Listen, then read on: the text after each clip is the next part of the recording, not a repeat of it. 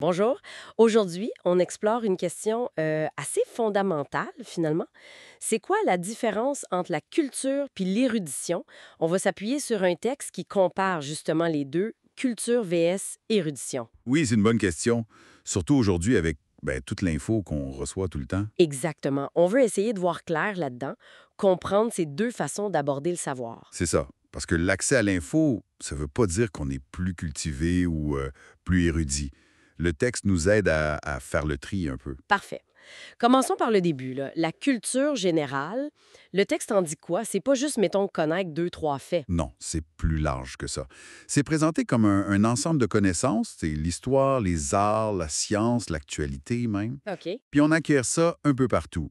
À l'école, bien sûr, mais aussi en lisant, en jasant, par les médias.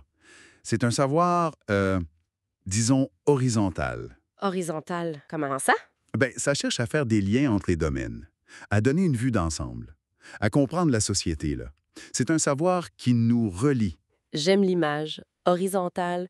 Puis l'érudition, j'imagine que c'est l'inverse, verticale. Exactement ça. L'érudition, c'est la plongée, la grosse maîtrise d'un sujet, mais un sujet très précis, très pointu. Ah oui! Comme quoi, par exemple? Pense à un historien médiéviste qui lit des vieux manuscrits que personne comprend. Ou un physicien qui jongle avec des équations super complexes. OK, je vois. C'est exigeant. Souvent, ça passe par l'université, la recherche. Ça demande une méthode, une rigueur, une critique aiguisée. C'est vertical. On creuse pour comprendre finement. Puis pour produire du nouveau savoir, peut-être. Oui, souvent, c'est ça le but. Donc, deux façons d'apprendre vraiment différentes. La culture, ça semble plus couler de source, presque. D'une certaine façon, oui. Ça se bâtit avec le temps. Faut être curieux, ouvert. Le but premier, selon l'analyse, c'est de comprendre le monde autour, de pouvoir échanger, d'être un citoyen éclairé. C'est un savoir pour vivre ensemble. Alors que l'érudition, ça fait plus quête personnelle, un peu plus isolée. Ça peut l'être, oui. C'est intense, c'est focalisé, on cherche une sorte de vérité ou une maîtrise technique dans un petit domaine. Le but, c'est souvent de contribuer à ce domaine-là, faire avancer la recherche. C'est un savoir pour faire avancer la connaissance spécifique. Puis socialement, comment on voit ça? On admire la personne cultivée dans une discussion, non? Mhm, tout à fait. La culture, c'est bien vu, ça aide à jaser, ça montre une ouverture. L'érudition, ça force le respect, mais souvent dans des cercles plus fermés, là. Université, centre de recherche. Ça peut paraître loin des gens des fois. Oui, un peu plus distant, mais c'est essentiel pour que les disciplines avancent, c'est clair. Mais pour l'esprit critique, là, c'est quoi le mieux? La culture donne des repères, mais l'érudition, ça apprend la méthode. C'est quoi l'angle du texte là-dessus? C'est une excellente question. Le texte dit que la culture, ça donne le contexte, les références pour analyser, pour pas se faire avoir. OK. L'érudition, elle, avec sa rigueur, ça entraîne à voir les failles, à peser les preuves, à nuancer. Idéalement, les deux s'aident. L'érudit qui manque de culture générale, il risque de ne pas voir les impacts plus larges de son travail, tu sais. Puis l'inverse est vrai aussi, j'imagine. Une culture sans profondeur, ça peut être juste une façade. C'est le danger, oui.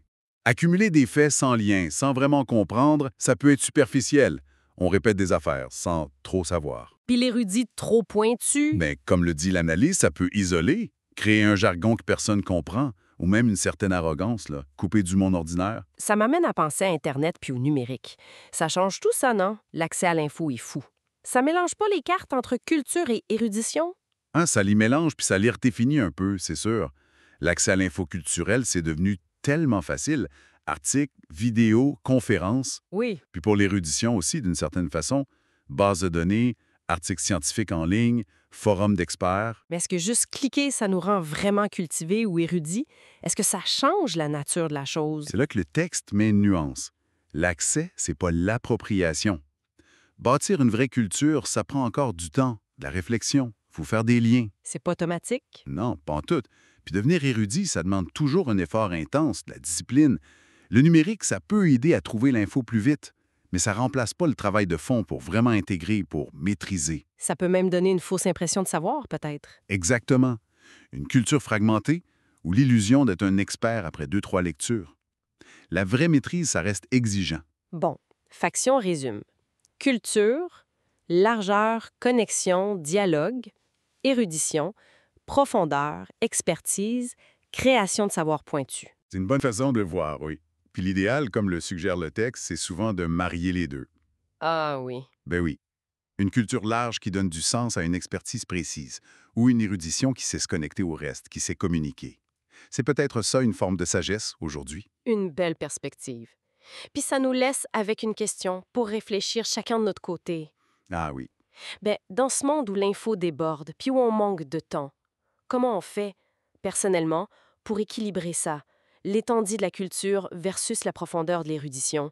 Qu'est-ce qu'on choisit de privilégier? Vaste question, hein? Effectivement, ça donne à penser.